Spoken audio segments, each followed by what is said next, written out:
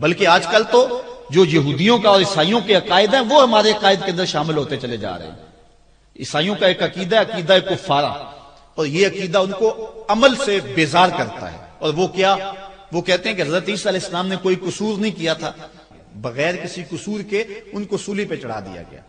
لہٰذا قیامت تک آنے والے جتنے بھی عیسائی ہیں حضرت عیسیٰ علیہ السلام کے اس سولی پہ چڑھنے کا جو ہے ثواب اتنا ہے کہ وہ سارے بخشے گئے. ہمارا نبی ہمارے آنے والے سارے گناہوں کا جو ہے وہ کفارہ پہلے ادا کر گیا. یہ عیسائیوں کا بنیادی عقیدہ ہے جو انہیں گناہ پہ دلیر کرتا ہے.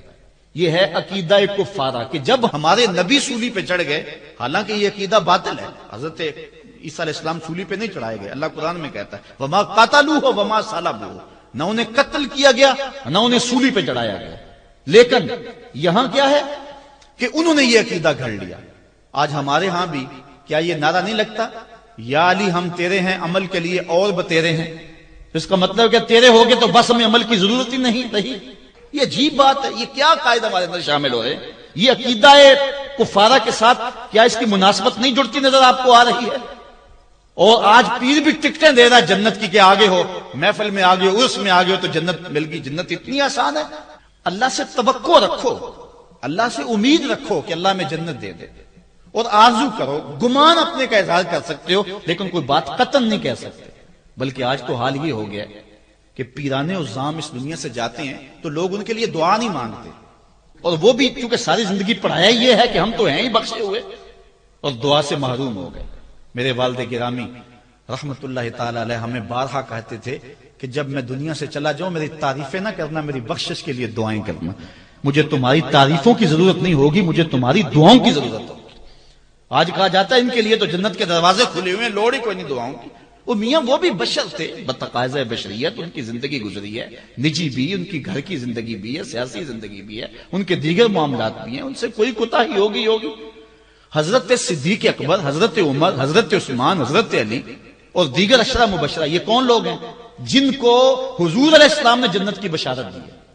ابو بکر فی الجنہ، عمر فی الجنہ، عثمان فی الجنہ. کوئی شک رہ جاتا ہے؟ لیکن اس کے باوجود حضرت عمر کہتے ہیں اگر برابر سرابر بھی چھوٹ جاؤں تو پھر بھی اللہ کا شکر ادا کروں گا. حضرت صدیق اکبر کہتے ہیں ایک شاخ پہ چڑیا کو بیٹھا ہوا دیکھا، کہا ہے چڑیا کتنی موج لگی ہے تیری. ایک شاخ سے دوسری شاخ پہ چلی جاتی ہے، دوسری سے تیسری پہ چلی جاتی ہے، اور قیامت کے دن تیرا حساب بھی نہیں ہوگا. پھنسے تو ہم ہیں جن کا حساب ہوگا. حضرت عثمان رضی اللہ تعالیٰ عنہ ایک قبر پہ کھڑے رو رہے ہیں. کسی نے کہا عثمان کیا کر رہے ہو؟ کہا حضور نے فرمایا آخرت کی پہلی منزل قبر ہے، اس لیے مجھے یہاں رونا آ رہا ہے. یہ وہ لوگ ہیں جن کو حضور کی زبان سے جو ہے وہ جنت کی بشارت ملی ہے، اور ہم صرف ایک محفل میلاد میں آ کے، ایک محفل نعت میں آ کے، ایک عرس میں شامل ہو کے، ایک پیر کے ہاتھ میں بیعت کر کے سمجھ جاتے ہیں کہ اب ہم بخشے گئے ہیں، عمل کی ضرورت ہی نہیں ہے. یہ جو بدعملی کی جو تحریک ہے، اس بدعملی کی تحریک کی اصلاح کی ضرورت ہے اور ہمیں عمل کی طرف جانا ہوگا. بلکہ علامہ اقبال نے تو ایک اور بات کہی.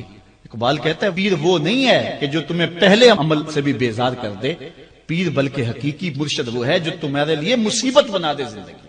تو نے پوچھی ہے امامت کی حقیقت مجھ سے، حق تجھے میری طرح صاحب اسرار کرے. ہے وہی تیرے زمانے کا امام برحق جو تجھے حاضر و موجود سے بیزار کرے. دے کے احساس زیاں تیرا لہو گرما دے، فقر کی سان چڑھا کے تجھے تلوار کرے.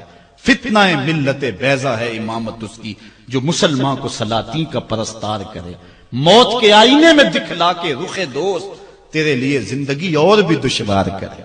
اگر 5 نمازیں پڑھتا تھا اب تہجد پڑھنے کی عادت ہو جائے. تہجد پڑھنے کی عادت تھی ساری رات قیام کی لطف نصیب ہو جائیں. یہ نہیں بے عملی کا درس. آج اس انداز سے لوگوں کی تربیت کی جا رہی ہے. صرف اپنا حلقہ بڑھانا کا چکر ہے کہ لوگ میرے حلقہ ارادت میں آ جائیں.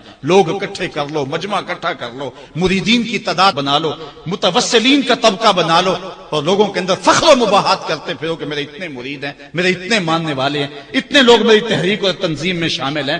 اور میاں یہ نہیں دیکھنا ہے، اللہ تعالیٰ یہ نہیں دیکھے گا کس کے ساتھ کتنے ہیں. اس کو 72 بھی قبول ہے لیکن حق پہ ڈٹے ہوئے ہیں.